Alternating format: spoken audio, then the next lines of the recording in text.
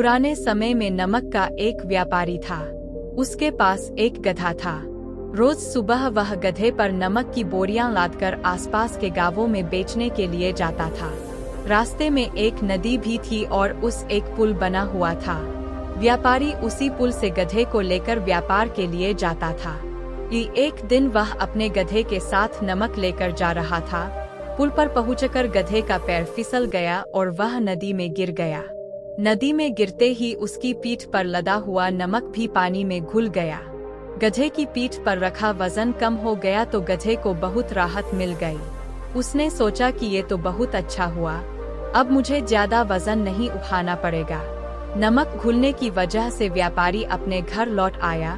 पूरे दिन गधे को आराम मिल गया। अगली सुबह व्यापारी ने रोज की तरह गधे की पीठ पर नमक की बोरियां लाद दीं। रास्ते में जैसे ही पुल आया तो गधा जानबूझकर पानी में बैठ गया। उसकी पीठ पर रखा नमक पानी में घुल गया और उसका बोझ हल्का हो गया।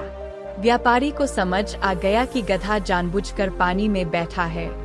उसे बहुत गुस्सा आया और उसने ठान लिया कि वह गधे को मजा चखाएगा। इसके बाद अगले दिन व्यापारी ने गधे की पीठ पर रुई के बोरे रख दिए और वह निकल पड़ा। रास्ते में जैसे ही नदी आई तो गधा बिना सोचे समझे फिर से नदी में बैठ गया। नदी में बैठते ही रुई गीली हो गई और उसका वजन बढ़ गया। अब उसे कई गुना अधिक वजन उठाना पड़ रहा था। उस दिन गधे ने सोच लिया कि आगे से वह ऐसा नहीं करेगा। कथा का सार। ये एक लोक कथा है। इस कहानी का सार यही है कि हमें गधे की तरह कुछ भी काम बिना विचार किए नहीं करना चाहिए।